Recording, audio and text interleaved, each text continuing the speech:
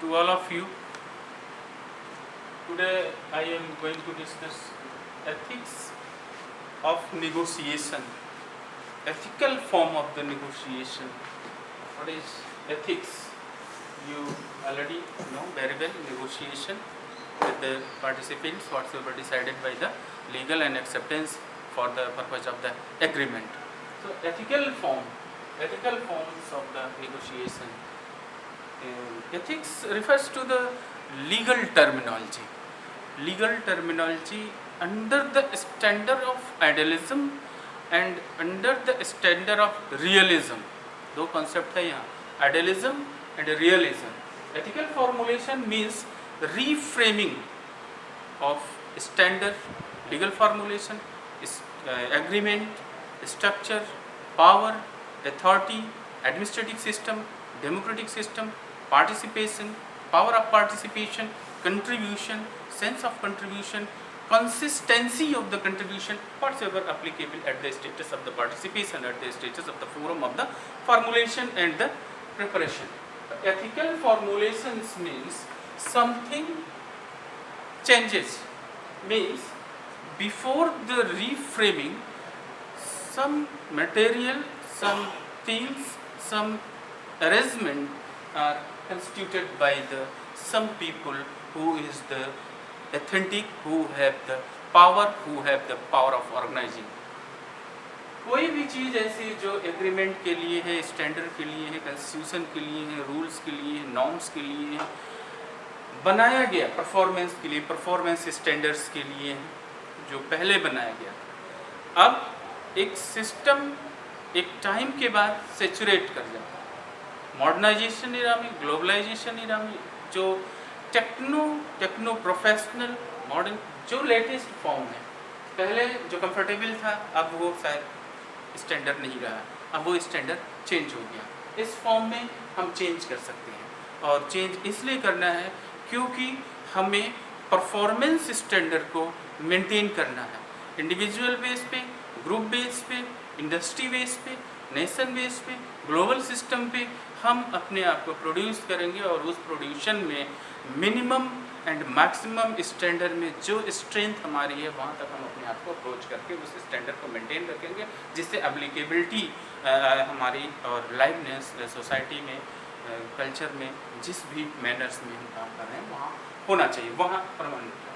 तो यहाँ दो कॉन्सेप्ट हैं, एक आइडियलिज्म है, idealistic condition, nature ideal condition है, truth 100% truth, 90% truth minimum, law 100% ideal, जो लॉ प्रोसीजर्स में, लेजिस्लेशन प्रोसीजर्स में हम अडॉप्ट करते हैं, सारे लोग एक्सेप्ट करते हैं।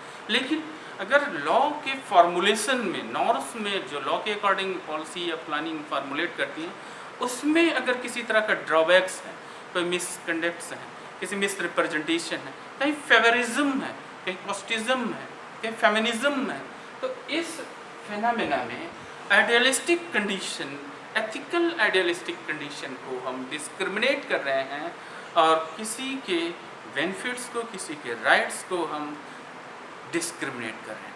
और इस डिस्क्रिमिनेशन में आइडियलिस्टिक कंडीशन डिफरेंशिएट कर जाता है रियलिस्टिक कंडीशन में। रियल में जो परफॉर्मेंस में आपको परफॉर्मेंस स्टैंडर्ड दिया गया 80% का और you are performing now 60%, this one is the 20% gap, means you performing less.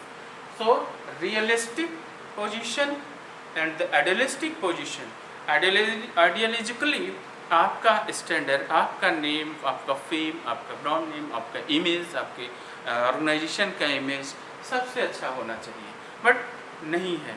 अभी हम इंडियन टेरिटरी ऑफ इंडिया में देखते हैं तो पब्लिक सेक्टर जहाँ कंप्लीट गवर्नेंस का एप्लीकेबिलिटी है, अथॉरिटी है और उनके एडमिनिस्ट्रेटिव सिस्टम में काम है, वो इंडस्ट्रीज़ मिनिमाइज कर रहे हैं, डिटोरिएट कर रही हैं फाइनेंशियली, प्रोडक्ट के बेस पे एंड डिफरेंट टाइप्स के, और वो डैमेज होने जाए, tending to sick units. Ethically they are tending to need to the reframing of the style, structure, leadership, behavior, industrial administration में वहाँ चेंजेस चाहिए, क्योंकि वो ट्रेडिशनल पैटर्न पे काम कर रहे हैं और लोगों के बिहेवियरल फिनोमेना में वो ट्रेडिशनल पैटर्न आया और हर 40 साल के बाद में, जैसे आपने वेलफेयर की बात करी, वेलफेयर के बाद पर्सनल मैनेजमेंट, पर्सनल मैनेजमेंट के बाद HR और HR के बाद IR आया, तो ये जो 40 ईयर्स के नियर अबाउट में हमारा जो चेंजिंग है, यहाँ पहले 40 ईयर था, ये 35 ईयर हुआ, थोड़ा थोड़ा डिटोरिएट करके अर्ली अपडेट होते रहे हम लोग। इस अर्ली अपडेशन पीरियड में हम जो एथिकल फॉर्मुलेशन की बात करते हैं, वहाँ हम इस मॉडल को चेंज नहीं किए, पब्लिक सेक्टर नहीं कर पा रहे, इसलिए वो डिटोरिएट कर रहे। Due to an types of system है, इसमें टूल्स हैं, डिफरेंट गवर्नेंस का है, एडमिनिस्ट्रेशन का है, इंडस्ट्रियल एडमिनिस्ट्रेशन का है, सोशियो सिविक का है, जो भी फाइनेंशियल है, जो भी है उसमें डिफरेंट ऐसे। बट प्राइवेट सेक्टर वो उनको कर रहे हैं, लाइक दैट द यूनिवर्सिटीज़, पहले स्टेट सेंट्रल यूनिवर्सिटी, फिर स्टेट यूनिवर्सिटी, अदर्स। बट ये है कि इंस्टीट्यूशंस भी जो काम इंस्टीट्यूशंस कर रहे हैं वो पार्ट ऑफ द गवर्नेंस है। जो गवर्नेंस काम नहीं कर पाए, जिस एरिया में गवर्नेंस नहीं पढ़ा सकी, जिस एरिया में गवर्नेंस डेवलपमेंट नहीं करी प्रोफेशनलिज्म में, उस समय उस एरिया में हम लोग डेवलप कर रहे हैं। This one is the part of the governance. सारा काम ये गवर्नेंस का है, गवर्नेंस को करना चाहिए आइडियली। लेकिन रियलिस्टिक कंडीशन क्या है कि ये public and private professional development एक सिनेरियो डेवलप किया गया और इस सिनेरियो के साथ हम काम किए। तो हमें गवर्नेंस पॉलिसीज़ में जहाँ मोनोपोलिस्टिक कंडीशन थी, जिस मोनोपोलिस्टिक कंडीशन में केवल ये बताया जाता था कि गवर्नेंस का ही काम है, केवल गवर्नेंस ही करेगी इसको, ये काम गवर्नेंस का है, ये काम गवर्नेंस का है। अब वो रियलिस्टिक कंडीशन में हमारा प्राइवेट पार्टिसिपेशन हुआ और इस प्राइवेट पार्टिसिपेशन में इंस्टीट्यूशनल या टाइप्स ऑफ ऑर्गेनाइजेशन है, इंस्टीट्यूशनल है, NGOs हैं, एडमिनिस्ट्रेशन के डिफरेंट टाइप्स हैं। हमें इस मॉडल में इंटरेस्ट देखने की लेजिस्लेशन के चेंजेस क्या क्या हैं और लेजिस्लेशन के चेंजेस के फ्रेम कैसे कैसे बनते हैं। सबसे पहले हम मॉडल ऑफ निगोशिएशन की बात करें। मॉडल ऑफ निगोशिएशन फॉर्मुलेशन में 2 or more than participants and more than parties, 2 लोग होंगे, 2 पार्टीज होंगी, n नंबर ऑफ पीपल्स होंगे, n नंबर ऑफ पार्टीज होंगी, जो भी होंगे। लेकिन degree of interest regarding to the reframing of the legislative formulation and with the concentration of the acceptance का इंटरेस्ट होना चाहिए। अगर हम रीफ्रेम करते हैं तो नई चेंजेस जो आएंगी वो निश्चित रूप से प्रैक्टिकली, बिहेवियरली, एडमिनिस्ट्रेटिव सिस्टम में वो टिपिकल होंगी और हार्ड कोर की होंगी। ज़्यादा मेहनत आपको करना पड़ेगा, वो ट्रेडिशनल पैटर्न से आपको हट के आना, मॉडर्न मैनेजमेंट में आएंगे। तो degree of consent of the acceptance आपको ये मानना होगा कि अगर हम इस रिफ्रेमिंग करेंगे एथिकल फॉर्मुलेशंस में तो हम इन्हें चेंज करेंगे। हमें वर्क फोर्स में, वर्किंग मैनर में, वर्किंग टाइम्स में, वर्किंग कंडीशन में, वर्किंग कल्चर में, ट्रेंड में हमें चेंज करना होगा। ये आपको प्राइमरली माइंड करके चलना होगा, जिससे हम इस चीज़ को तो डिग्री ऑफ इंटरेस्ट माने रखता है। जितनी आपकी डिग्री ऑफ इंटरेस्ट होगी उतना ही आपका डिग्री ऑफ इन्वॉल्वमेंट होगा, जितना डिग्री ऑफ इन्वॉल्वमेंट होगा उतना आपका रिजल्ट बेटर होगा। मीन्स रीफ्रेमिंग जो एथिकल फॉर्मुलेशंस का हम कर रहे हैं वो उसके degree of acceptance and degree of the response maximise होगी।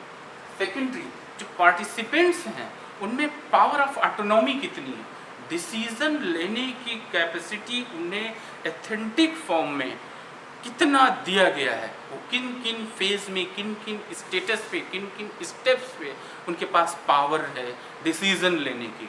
जैसे अगर कोई बैंकिंग एसोसिएशन ऑफ इंडिया है, LIC इंश्योरेंस है, या किसी देख रहे हैं इसमें रेलवे का कोई भी ऐसे नेशनल लेवल का यूनियन है जो गवर्नेंस से निगोशिएट करती है किसी चेंजेस के लिए, जैसे बेज बोर्ड कमीशन को जो रिकमेंडेशन है उसमें चेंजेस करना चाहिए। अभी जो पेमेंट आ गया, अब आपका डिमांड आया कि पेमेंट को हमें जस्ट डबल कर देना है, तो ये ऑर्गेनाइजेशन लेवल पे या यूनिट लेवल पे नहीं हो सकता, कि नेशनल लेवल पे हो सकता है। और नेशनल लेवल पे concern ministerial concern, protocol concern powers के साथ ही, डिस्कशन के साथ ये डिसाइड किया जा सकता है, ये एग्रीमेंट किया जा सकता है।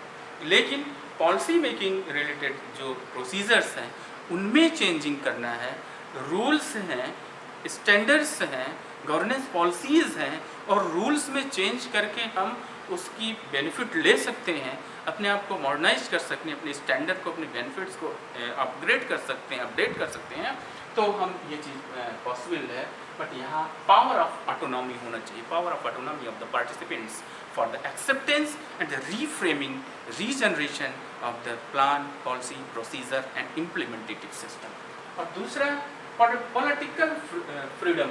पॉलिटिकल फ्रीडम में हम union, trade union, employer association, ये दो फेज ऐसे हैं, दो टीम ऐसी हैं जो इंडस्ट्रियल एडमिनिस्ट्रेशन को, इंडस्ट्रियल सिस्टम को, इंडस्ट्रियल फोरम को नेशनल लेवल पे सुपरवाइज करती हैं, गाइड करती हैं और सजेस्ट करती हैं। यहाँ पॉलिटिकल फार्मूलेशन के थ्रू कहीं भी इंडिविजुअलिज्म अगर आता है तो ये sense of individualism idealistic condition को, जो सेंस ऑफ आइडियोलॉजी है, उसे डिस्क्रिमिनेट करता है और फेमरिज्म में कन्वर्ट करता है, रियलिस्टिक कंडीशन में। और वो रियलिस्टिक कंडीशन का जो चेंजिंग है वो चेंजिंग हार्मफुल होगा, क्योंकि हम पार्ट ऑफ पीपल्स के राइट्स को डिस्क्रिमिनेट करने लगेंगे और ये इंडिविजुअलिज्म के कॉन्सेप्ट में चले जाएंगे।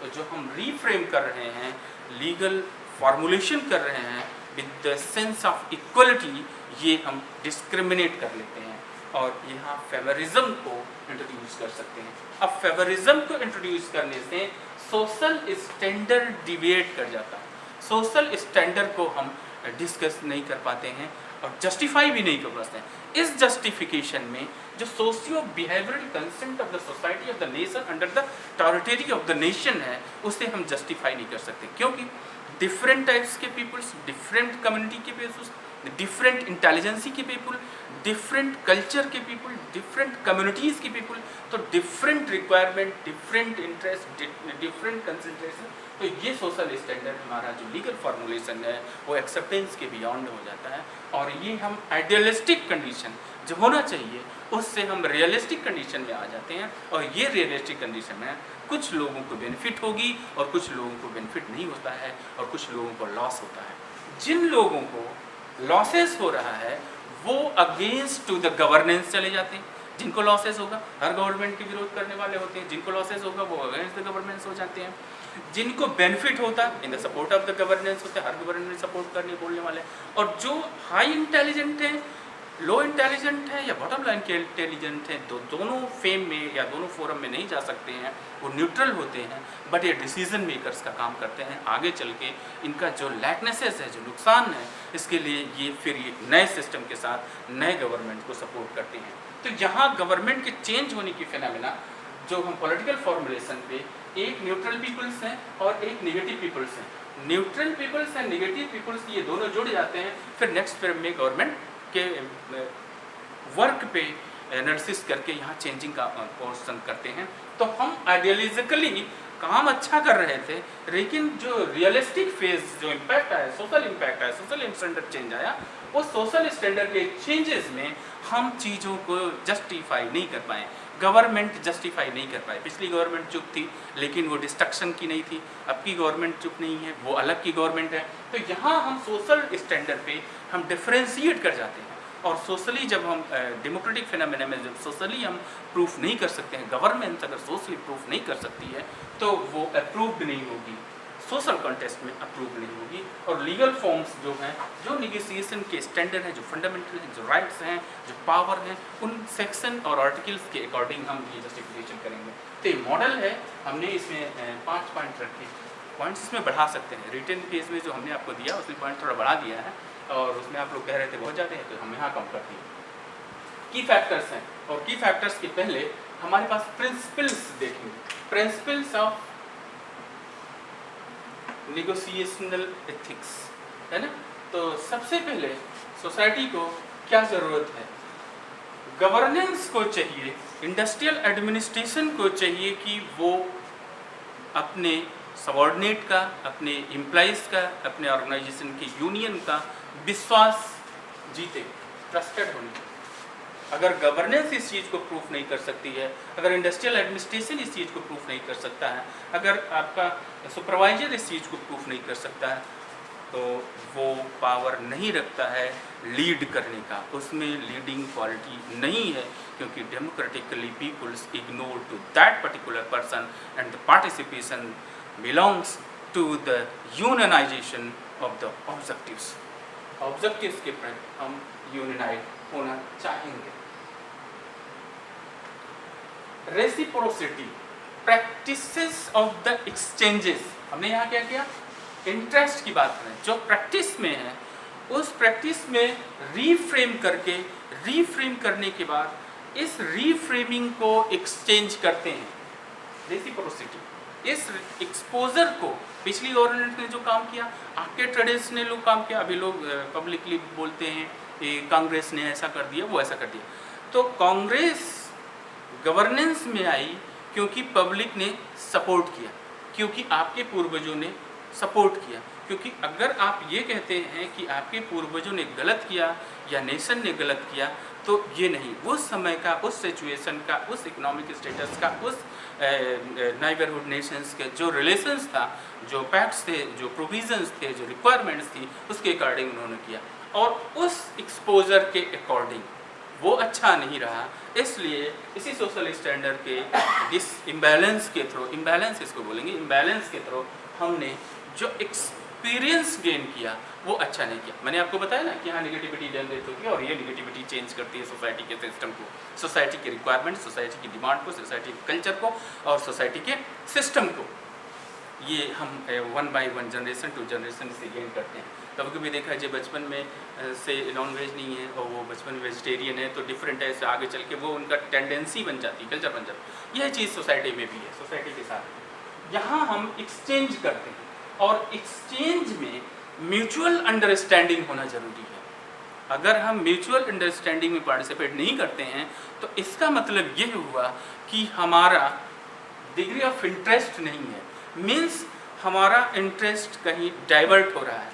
तो अगर एक्सचेंज का स्टैंडर्ड जो ऑप्ट करने जा रहे हैं, जो हमने रीफ्रेम किया है, वो आइडियल है, और इस आइडियलिस्टिक कंडीशन से हमारा इंटरेस्ट हट रहा है, इट मीन्स हम अपने जो गुड वे ऑफ लाइफ है उससे डाइवर्ट हो रहे हैं। इसीलिए ये कल्चर डिविएशन है। इसीलिए पेरेंट का, पिता की हर बातें बच्चों को खराब लग जाती है, क्योंकि वहाँ डिविएशन है, कल्चर है, इंटेलिजेंसी के साथ। तो ये इंटेलिजेंसी के अकॉर्डिंग डिविएशन होता है, कल्चर डिविएशन होता है, और इस डिविएशन में ये सोशल सिस्टम है, और सोशल सिस्टम में अभी इस गवर्नमेंट में यंगस्टर्स ने ज़्यादा वोट किए, ज़्यादा वोट यंगस्टर्स ने किए, और उन्होंने चेंज कर दिया गवर्नेंस को। तो यहाँ हम एक्सपोजर में जो म्यूचुअल अंडरस्टैंडर है, आइडियोलॉजिकली टू द रिफरेबली, हम इसे चेंज करते हैं। इसमें लीडेंसी है और यूनिवर्सलिटी होनी। यूनिवर्सलिटी में सोशल फोरम पे सोशियो बिहेवियरली स्टैंडर्ड एक्सेप्टेबल हो, सारे लोगों के लिए समान हो, समान होना जरूरी है। लीडेंसी मीन्स एथेंटिकनेस। ये जो लीगल फॉर्मेशन एथेंटिक कब होगा? जब नंबर ऑफ मेंबर्स सेटिस्फाई होंगे, maximum number of members satisfy होंगे तो ये होंगे। तो अगर हमारा यहाँ म्यूचुअल अंडरस्टैंडिंग है, रेसिप्रोसिटी में, लीडेंसी में और यूनिवर्सलिटी है, तो अगर इनमें हम ऑप्ट करते रहते हैं तो यहाँ हमारा ऑप्टम ट्रस्ट मैक्सिमम हो जाएगा। और अगर ये 3 डायमेंशन मैक्सिमम हुआ तो ट्रस्ट रेशियो मैक्सिमम हो गया, और ट्रस्ट रेशियो मैक्सिमम हो गया तो हमारी पब्लिसिटी मैक्सिमम हो गई। अगर ये पॉजिटिव है तो पब्लिसिटी पॉजिटिव, अगर ये तीनों नेगेटिव हैं तो पब्लिसिटी नेगेटिव। तो हम एथिकल फार्मूलेशन से रीफ्रेम करेंगे, और इस रीफ्रेम के प्रोविजंस में ये सारी फंडामेंटल प्रोसीजर्स हैं, इनके ये इफ़ेक्ट्स हैं एनालिसिस के, ये बहुत बार डिस्कस कर चुके हैं, इसकी ज़रूरत नहीं है। और जिनको कोई और क्वेरी है, क्वेश्चन कुछ लोगों ने बोला था, तो व्हाट्सएप पे आप दीजिए, जो और टॉपिक हम उससे करते हैं फिर से, है ना। बाकी सारे आपके मोस्ट प्रॉबली सब कंप्लीट हो गए। Thank you so much.